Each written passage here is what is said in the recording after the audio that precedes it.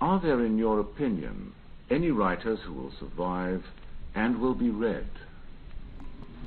Actually, I think the most exciting people that I read as an undergraduate and just afterwards were French writers. I got sort of my introduction to French literature at that time. I mean, I read Proust when he first came out in 1914, Du Côté de chez Swann. Then I read the French poets then. Mallarmé made an immense impression upon me, and still does. I'm still very fond of him. And Rimbaud made an immense impression on me then. No one author has had very great influence over me. I mean, I get things out of all reasonably good authors, and even out of some bad authors that I read. I used to get a lot out of Proust. I reread some of it the other day and was rather disappointed. I don't know why. I mean, it didn't seem to me that I read the last volume, the Temps Retrouvé. It seemed to me curiously remote and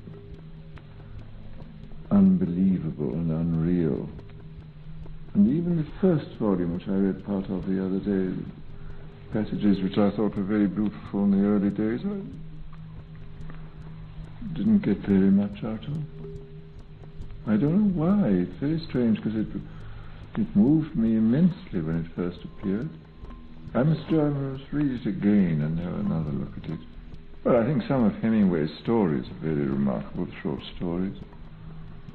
And I haven't read the more recent books, which I understand are not particularly good. Nor have I read the more recent Faulkners. But I liked some of the early books, Soldier's Pay and Light in August and Sanctuary. But I confess I haven't read anything recently. Joyce, it seemed to me, seemed to think that words were omnipotent. I mean, they are not omnipotent. He was a very strange man. I used to see him sometimes in Paris. This extraordinary, what may be called his magic view of words. I mean, it's sort of, I shall never forget sitting next to him once at dinner and mentioning to him, which I thought would have given him pleasure, and it did, that I had just been rereading the Odyssey. And his immediate response was, he said, "Now, do you realize what the derivation of Odysseus, the name Odysseus, is?" I said, "No, I don't." And he said, "Well, it really comes from the two words Udais, meaning nobody, and Zeus, meaning God. And that Odysseus is really a symbol of creation of man out of nothing." Well, I mean, this is exactly the sort of etymology which would have been made by Albertus Magnus in the 13th century. I mean, it had absolutely no relation, of course, to anything which we would regard as realistic etymology, but this completely satisfied Joyce's mind, and this curious sort of magic approach to words as having some sort of intrinsic value apart from their references was a very characteristic thing in him. Ulysses is obviously a very extraordinary book.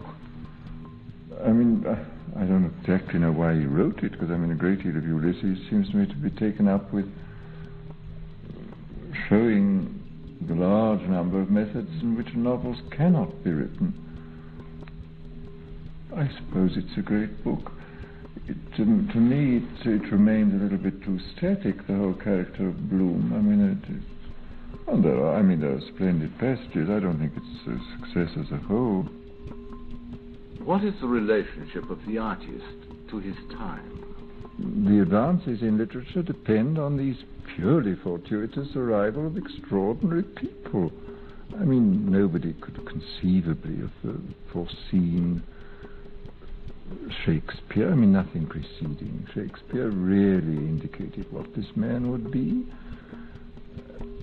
Nothing in Russian literature really indicated that Tolstoy would come along. I don't know. I mean, After the event, one would, by stretching the imagination a little and stretching the facts, one maybe find John the Baptist and precursors of various kinds, but are they really precursors? Do they really say anything? I don't know. I mean, I have this curious feeling that this extraordinary roulette wheel of heredity plays such a part in literature. I mean, we just sometimes you get 27 raids in a row at Monte Carlo, and this may happen at certain periods of history. You get an extraordinary series of people turning up who happen to have a fairly good environment and can do something with it. But is there really any kind of what you call a pruning period? I mean, a pruning period. I mean, I think what you can always say in the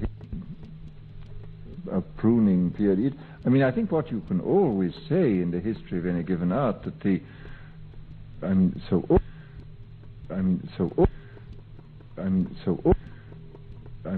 often you see that the development of an art form is due not to external circumstances at all, but is due to the internal logic of the arts. I mean, the whole process of development towards the Baroque is away from symmetry towards asymmetry, and it's exactly in the opposite direction as it is in music, as you find in music. Instead of going from asymmetry to symmetry, you go from symmetry to asymmetry. And in either case, it is the logic, the internal logic of the particular art which dictates the development of the form, and not any external circumstances. I mean, if you look at the external circumstances in which these people live, look at a man like Schütz, for example. I mean, Schütz proceeds from sort of polyphonic through a kind of monodic to the beginnings of the sonata form.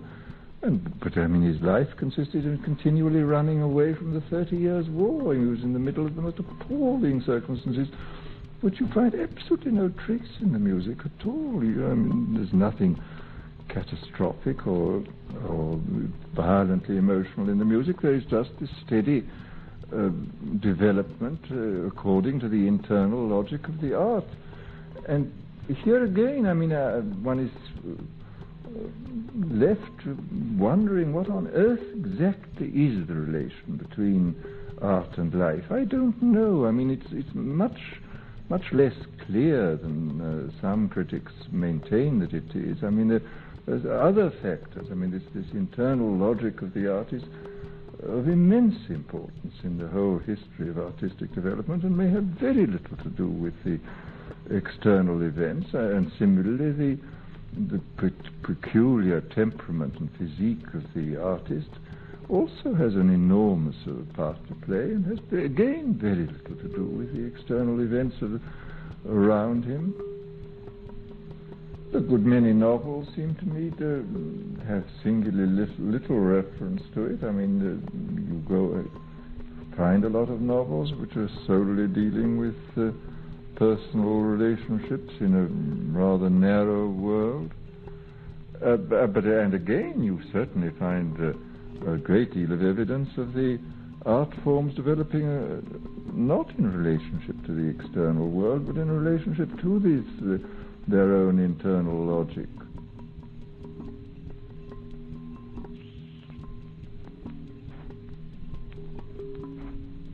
How do you approach general ideas? I mean, is the best way of expounding general ideas to expound them in abstract terms, which is, of course, the philosophical method, or should one try to write one's philosophy through the medium of individual case histories? This is what I have more and more tried to do. I mean, for example, in the three historical pieces I've ever written, these were essentially attempts to express general, in the widest sense, philosophical ideas in terms of particular case histories. I mean, there's this book I wrote about Father Joseph, the Grey Eminence, the book I wrote about the devils of Loudun, and then this long essay I wrote on Maine de Biron. I would like very much to find another good sort of biographical historical episode, such as I dealt with in the Grey Eminence and the Devils of Loudun. That turned up, years and years ago. I read the account in Michelet's book La Sorcière of the Loudun case, and was interested, and incidentally found when I came to look into the documents that it was extremely inaccurate. This great historian was very slapdash about the way he handled his account of the case. Well, then I thought no more about it for many years, and then quite by chance I picked up in a second-hand bookshop the 19th century reprint in a limited edition of the autobiography of the prioress and one of Surin's autobiographical things, and the late 17th century book by Aubin which is an account of the whole episode.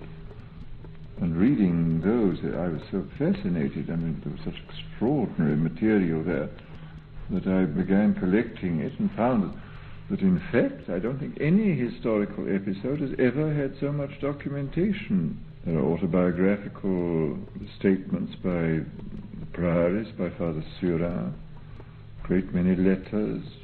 All the exorcisms were taken down in shorthand. Great many of them are printed, and of course a vast number still remain unprinted, but I never read any of the unprinted material because I just can't manage those things. But I don't think they would have contributed anything, because most of the exorcisms were very like one another, so that a reasonable cross-section of them probably represented the whole fairly clearly. Then there were a great many accounts by outsiders who come to look at the possessions. It became one of the sort of popular tourist resorts in 17th century Europe, and people went from all over the continent to see these nuns rolling about on the floor and screaming obscenities. It was obviously the greatest fun. These nuns, of course, were their own lunatic asylum. The whole convent was a lunatic asylum, with this screaming and with these exorcists deliberately keeping the thing up. The behavior of the exorcists, this degree of revoltingness and bad faith, which is absolutely appalling. After Grandier had been burned, they sent for the Jesuits to go, because the nuns remained just as much possessed and hysterical as ever. And as the Capuchins had failed completely in their efforts at exorcism, they called for the Jesuits, and among whom was this remarkable, very, very able man, but very unstable, psychologically unstable man, Surin, who came from Bordeaux. And he undertook not merely to dispossess the prioress, but also to raise her to the highest pitch of mystical perfection, and in the process himself became psychologically infected and fell into a state of complete insanity in which he remained for 20 years, finally emerging, and in the last 7 or 8 years of his life becoming one of the major figures in the French 17th century mysticism. And even while he was insane, when he couldn't, he was so sort of hopelessly down that he couldn't read or write, or he could hardly even move, he was able to dictate a work on the spiritual life, which I've read. It's in 3 duodecimo volumes of about 1,200 pages, admirably well organized, with copious quotations from the Gospels and from the Fathers. This man who couldn't read or write, showing that the whole of his intellectual faculties were completely intact, while his emotional and physiological condition was absolutely disastrous. This man was completely incapable of doing anything at all, and was